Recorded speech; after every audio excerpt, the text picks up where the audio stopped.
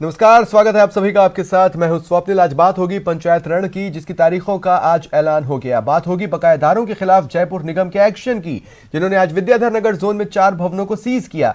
और बात करेंगे जयपुर पुलिस के ऑपरेशन क्लीन स्वीप की। आज एक हुक्का बार पर कार्रवाई कर मैनेजर को गिरफ्तार किया गया है। सबसे पहले बात पंचायत रण की। शहरों की सरकार बनने के बाद गांव की सरकार बनने की बारी है। गुरुवार को निर्वाचन विभाग ने पंचायत चुनावों का ऐलान कर दिया। इसके साथ ही प्रदेश में आदर्श आचार संहिता लागू हो गई है। प्रदेश में पंचायती राज चुनाव का गुरुवार को ऐलान हो गया।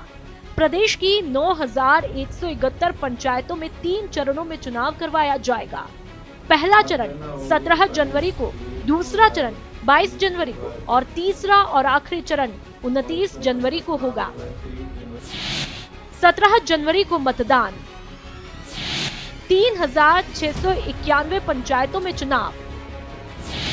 7 जनवरी को लोक सूचना जारी होगी। 8 जनवरी को नामांकन पत्र दाखिल। मतदान खत्म होने के बाद मतगणना। 22 जनवरी को सरपंच चुनाव का मतदान। 23 जनवरी को उप सरपंच का मतदान। मतदान के तुरंत बाद मतगणना। 3,237 ग्राम पंचायत, 31,376 वार्ड पंच। 11 जनवरी को लोक सूचना जारी होगी। 13 जनवरी को नामांकन पत्र दाखिल। 14 जनवरी को नामांकन पत्रों की जांच। 29 जनवरी को मतदान होगा। 2,243 सरपंच, 22,970 वार्ड पंचों का चुनाव। 18 जनवरी को अधिसूचना होगी जारी। 20 जनवरी को नामांकन पत्र दाखिल। 21 जनवरी को नामांकन पत्रों की जांच। चुनाव की तारीखों के ऐलान के साथ ही आदर्श आचार संहिता लागू हो गई है। 3 स्पेल में चुनाव होगा। मतदान की तिथि एवं समय 17 जनवरी 2020 शुक्रवार प्रातः 8 बजे से साय 5 बजे तक। मतगणना होगी पंचायत मुख्यालय पर होगी 17 तारीख को, शुक्रवार को ही 17 जनवरी को, मतदान समाप्ति के तुरंत पश्चात। और उप सरपंच का चुनाव होगा 18 जनवरी 2020 शनिवार। अब सेकंड स्पेल होगा। मतदान की तिथि एवं समय 22 जनवरी 2020 बुधवार। मतगणना होगी 22/1/2020 बुधवार को। और सरपंच का चुनाव होगा 23 जनवरी 2020 को। तीसरा स्पेल होगा। मतदान की तिथि एवं समय 29 जनवरी 2020 बुधवार, वही 8 बजे से लेकर 5 बजे तक। मतगणना होगी 29 जनवरी 2020 बुधवार, मतदान समाप्ति के तुरंत पश्चात। और 29 जनवरी ना जी। उप सरपंच का चुनाव होगा 30 जनवरी 2020 गुरुवार। राज्य निर्वाचन आयोग की तरफ से जारी आदेश के मुताबिक जिला परिषद सदस्य के लिए 1.5 लाख रुपए, पंचायत समिति सदस्य के लिए 75,000 रुपए और सरपंच के लिए 50,000 रुपए अधिकतम खर्च सीमा तय की गई है। सबसे खास बात, ग्राम पंचायत चुनाव में भाग लेने के लिए शैक्षणिक योग्यता की अनिवार्यता खत्म की है। इस बार इन चुनाव में आपको भी जानकारी है कि राज्य सरकार द्वारा जो शैक्षणिक योग्यता की शर्त थी वो हटा दी गई है। हाँ, और आपने देखा होगा कि म्युनिसिपल चुनाव में भी जो दिव्यांग जनों के लिए जो सुविधा जिला कलेक्टर, जिला निर्वाचन अधिकारियों द्वारा उपलब्ध कराई गई थी, उसी प्रकार की सेवा या व्यवस्था इस बार भी इन चुनाव में दिव्यांग जनों के लिए होगी। लोग कई दिनों से चुनाव की तारीखों के ऐलान का इंतजार कर रहे थे। इंतजार खत्म हुआ और राज्य निर्वाचन आयोग ने तारीखों की घोषणा कर प्रदेश की सियासत में एक बार फिर हलचल पैदा कर दी है। न्यूज़ 18 राजस्थान के लिए जयपुर से प्रेम मीणा की रिपोर्ट। पंचायती राज चुनावों की आदर्श आचार संहिता लागू होने से कुछ घंटे पहले ही राज्य सरकार ने 23 RAS अफसरों के तबादले किए। राज्य के कार्मिक विभाग ने आदेश जारी कर दिए हैं। प्रदेश में आचार संहिता लागू होने के बाद सरकार अब पंचायत चुनाव से जुड़े अधिकारियों और कर्मचारियों के तबादले नहीं कर सकती है।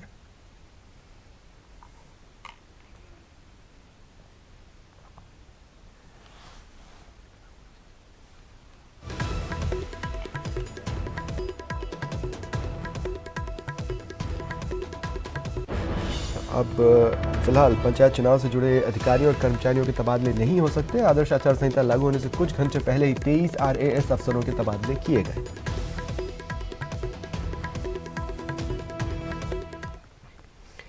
भूमि विकास बैंकों से कर्ज लेने वाले किसानों को ब्याज पर 5% अनुदान मिलेगा। मुख्यमंत्री की घोषणा पर अमल करते हुए इस निर्णय को 1 अप्रैल 2019 से लागू किया गया है।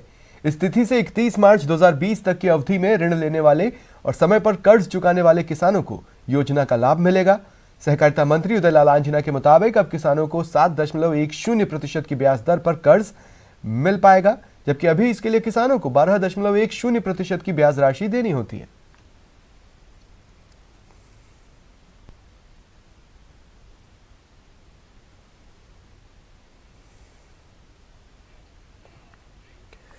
राजस्थान में विधायक अब अपने इस्तेमाल के लिए अपनी इच्छा के मुताबिक 80,000 रुपए तक का फर्नीचर खरीद सकेंगे। इसका बिल उन्हें विधानसभा सचिव के सामने पेश करना होगा। अगर विधायक 80,000 रुपए से ज्यादा की राशि का फर्नीचर खरीदते हैं तो बाकी बची राशि उन्हें खुद ही वहन करनी होगी। अभी तक विधायकों को उनके इस्तेमाल के लिए सार्वजनिक निर्माण विभाग फर्नीचर दिया करता था, लेकिन विभाग की ओर से विधानसभा को भेजे गए प्रस्ताव के बाद यह निर्णय लिया गया है।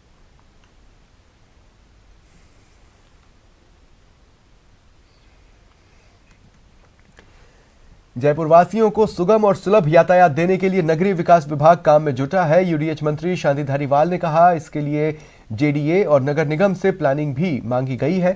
साथ ही कुछ नए प्रोजेक्ट्स पर विभागों के स्तर पर दिन रात मंथन हो रहा है। जल्द ही जयपुर वासियों को कई योजनाओं की सौगात मिलेगी।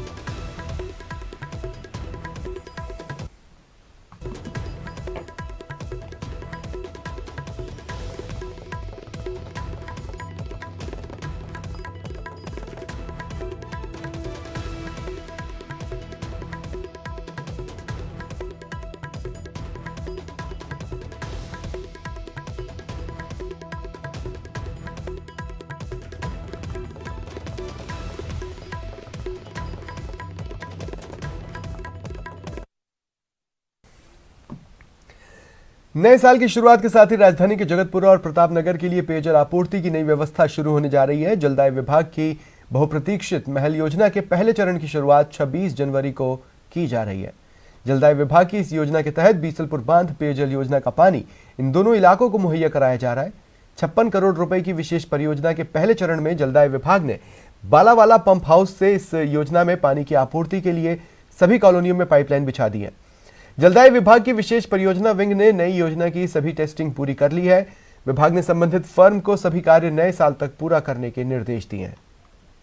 हमने इनको ये डायरेक्शन दिए हैं कि 26 जनवरी से पहले हमें जो डेंसली पॉपुलेटेड एरिया है इसका, आशीष विहार का जोन 1 जिसको कहते हैं, जिसमें मेनली आशीष विहार, रेलवे कॉलोनी आती हैं, इनको हम 26 जनवरी से पहले पानी देना चालू कर देंगे, वाटर सप्लाई चालू कर देंगे। राजस्थान हाउसिंग बोर्ड ने अपने बचे हुए मकानों को ई ऑक्शन में सबसे कम समय में सबसे ज्यादा मकान बेचने का विश्व रिकॉर्ड बनाया है। आवासन मंडल ने केवल 35 दिनों में 1010 मकान बेचने की उपलब्धि को वर्ल्ड बुक ऑफ रिकॉर्ड्स में दर्ज कराया है। इस संबंध में world book of records London का कंफर्मेशन लेटर मंडल को मिल गया है।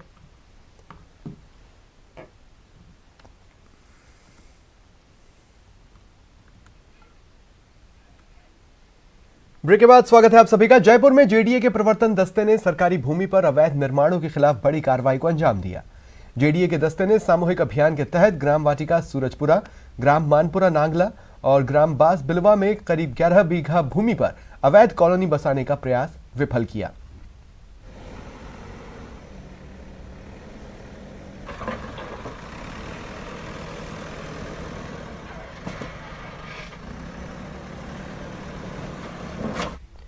जयपुर नगर निगम की यूटी टैक्स के बकायादारों पर कार्रवाई जारी है। निगम के विद्याधर नगर जोन में करीब 4 प्रॉपर्टीज को बकाया यूटी टैक्स नहीं जमा कराने पर सीज किया।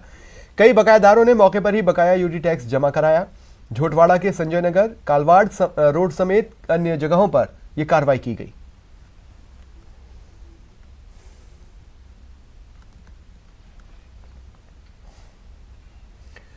ऑपरेशन क्लीन स्वीप जारी है। राजधानी के वैशाली नगर इलाके में चल रहे फ्लैपजैक हुक्का बार पर पुलिस ने छापा मारा। युवक युवतियों को हुक्का पिलाते हुए हुक्का बार संचालक गिरफ्तार किया गया। पुलिस ने बड़ी संख्या में हुक्का बार से चिलम, कटोरी और बड़ी मात्रा में हुक्का फ्लेवर बरामद किया। नियमबद्ध तरीके से हुक्का पिलाया जा रहा है। इस पर वहां जाकर चेकिंग की गई तो वहां पर काफ़ी युवक वहां पर नियमबद्ध तरीके से हुक्का पी रहे थे और इस पर वहां कार्रवाई करते हुए कोर्ट एक्ट के तहत कार्रवाई करते हुए जो वहां पर हुक्का पी रहे थे उनके चालान किए गए हैं। वहां पर से काफ़ी हुक्का, पाइप, चिलम और फ्लेवर्स वो जब्त किए गए हैं और संचालक को गिरफ्तार किया गया। मकर संक्रांति करीब है, ऐसे में शहर में पतंगबाजी का दौर जारी है। खतरनाक चाइनीज माछा इन दिनों पूरी तरह बैन है। इसके बावजूद भी दुकानों पर चाइनीज माछा बिक रहा है। चाइनीज माछे का इस्तेमाल नहीं करें, इसे लेकर आज थाना मानक चौक ने जागरूकता अभियान चलाया। थाना परिसर में स्कूली बच्चे, सीएलजी मेंबर, ट्रैफिक वार्डन समेत आमजन की मीटिंग लेकर जागरूकता फैलाई गई। मानक चौक थाने में सब इंस्पेक्टर उर्मिला मीणा ने अपील की कि चाइनीज माछा प्लास्टिक का बना होता है, ऐसे में बेहद खतरनाक होता है। चाइनीज माछे का इस्तेमाल न करें। वहीं अगर कोई दुकानदार चाइनीज माछा बेचता है तो इसकी सूचना पुलिस को दें।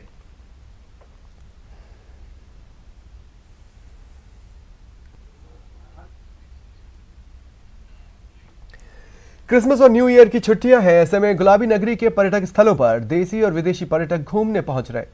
जयपुर के आमेर, नाहरगढ़, जंतर मंतर समेत कई पर्यटक स्थलों पर लाखों की तादाद में पर्यटक पहुंच रहे। वहीं सुरक्षा को लेकर पर्यटक थाना पुलिस और स्थानीय थाना पुलिस मुस्तैद है। सादी वर्दी में भी पुलिसकर्मी तैनात हैं। कोई भी किसी पर्यटक को परेशान न करे, इसके लिए विशेष इंतजाम है। वहीं फर्जी गाइडों पर भी पुलिस की नजर है। समस्त पर्यटन स्थलों पर काफ़ी भारी भीड़ है, जिसमें पर्यटन सहायता बल, होमगार्ड्स और पर्यटक थाना पुलिस द्वारा सुरक्षा के माकूल इंतजाम किए गए हैं।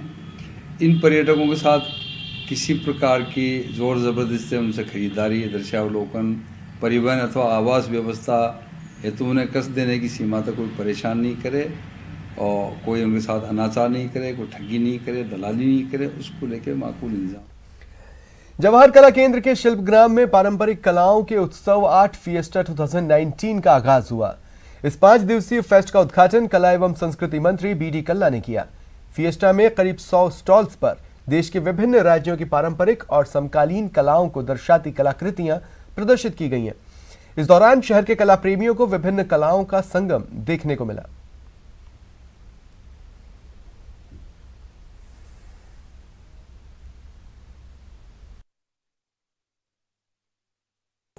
यहाँ पे लोक रंग, जय रंगम, अनेक प्रकार के नाट्य विधा के, नृत्य कला के अनेक प्रोग्राम हो रहे हैं और हमारी ये कोशिश है कि इस जवाहर कला केंद्र को एक अनुपम सांस्कृतिक केंद्र के रूप में विकसित किया जाए। और आप देख रहे हैं कि पिछले 1 वर्ष में जो गतिविधियाँ हो रही हैं उससे आपको लगा होगा कि जो वास्तव में जो कलाकार हैं उसके लिए ये मंच की तौर पर और एक स्थान के रूप में विकसित हो रहा है, जो वास्तव में संस्कृतियों का केंद्र बन रहा है। जेकेके में चल रहे हास्य नाट्य समारोह में हास्य और कटाक्ष से भरपूर अकबर द ग्रेट नहीं रहे का मंचन हुआ। आलम निर्देशित और मृणाल माथुर लिखित इस नाटक में कलाकारों की अभिनय शैली ने न केवल दर्शकों को बांधे रखा, बल्कि उनके हर एक संवाद में छिपे व्यंग ने सभी को बार बार हंसने और तालियां बजाने पर मजबूर कर दिया। तैयार हो जा, तैयार हो जा। ये गाना जो है ना, ये बहुत गलत है। गाने के और अब दिखाते हैं साल के आखिरी सूर्य ग्रहण का ज्योतिषाचार्यों की नजर में क्या असर होने वाला है। साथ ही बताते हैं कैसे 2020 के लिए ज्योतिषाचार्यों के आकलन की दुनिया के 2 सबसे बड़े भविष्यवेत्ताओं से राय मिलती है। आसमान में रिंग्स ऑफ फायर,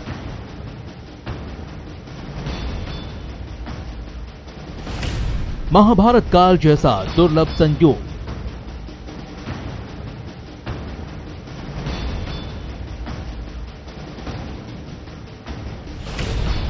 दुनिया पर महाग्रहण का महाअसर।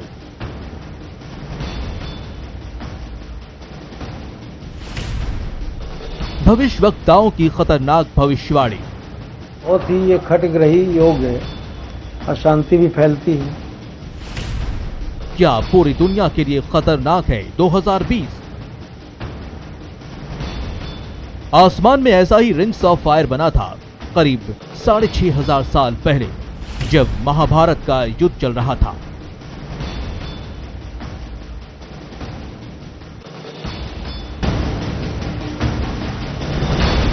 और एक बार फिर महाग्रहण का वही महादुर्लभ संयोग बना। ज्योतिषचार्यों के मुताबिक सूर्य ग्रहण के दौरान सूर्य, चंद्रमा, बुध, बृहस्पति, केतु और शनि साथ आए। खास बात यह है कि जब भी एक साथ 6 या 7 ग्रहण एक साथ आए, दुनिया भर में भारी उथल पुथल हुई। कहीं युद्ध हुए तो कहीं प्रकृति की विनाश लीला देखने को मिली। ऐसा ही सूर्य ग्रहण 5 फरवरी 1962 को भी लगा था। 5 फरवरी 1962 को 7 ग्रह एक साथ आए थे। लिहाजा साल की आखिरी सूर्य ग्रहण को ज्योतिषाचार्य महाग्रहण कह रहे हैं। बहुत ही ये खटग्रही योग है। ये घर में 6 ग्रहों का प्रवेश है। ऐसी स्थिति में अशांति भी फैलती है और तमाम व्याधियां भी फैलती हैं।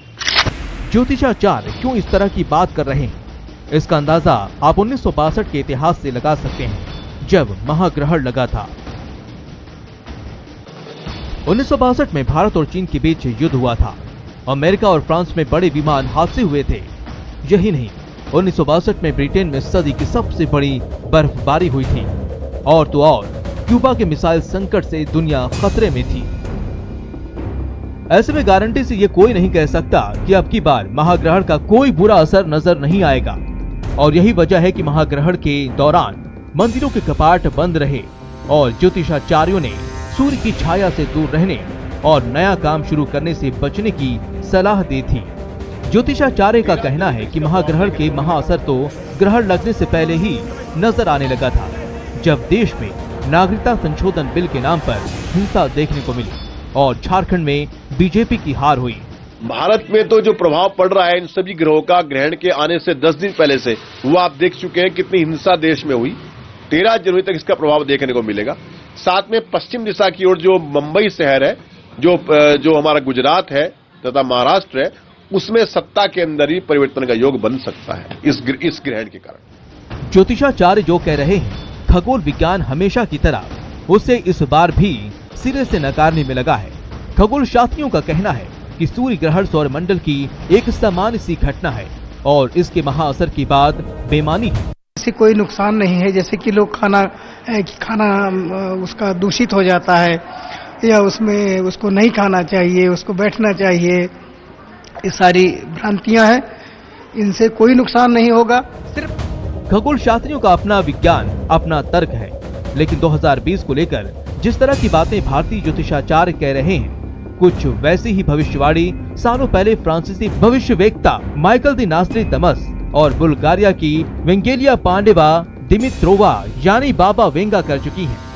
फ्रांसीसी भविष्यवेत्ता नास्ट्रेदामस की भविष्यवाणी के मुताबिक कई देशों के बीच आपसी टकराव बढ़ेंगे। तीसरे विश्व युद्ध की आशंका सच साबित हो सकती है। 2020 में सदी का सबसे बड़ा आर्थिक संकट आएगा। 2020 में कई बड़े शहरों में गृह युद्ध जैसे हालात होंगे। ब्रिटेन की महारानी की मौत हो सकती है। रूसी राष्ट्रपति व्लादिमीर पुतिन की हत्या की कोशिश होगी। अमेरिकी प्रेसिडेंट डोनाल्ड ट्रंप को बड़ा नुकसान हो सकता है। दुनिया के कुछ हिस्सों में विनाशकारी भूकंप आ सकता है। बड़े शहरों में आतंकी घटनाओं में कई लोगों की जान जाएगी। फ्रांसीसी भविष्यवेत्ता नास्ट्रेदामस की तरह बुल्गारिया की बाबा वेंगा ने भी 2020 के लिए खतरनाक भविष्यवाणी की है। फिलहाल इतना ही। नमस्कार।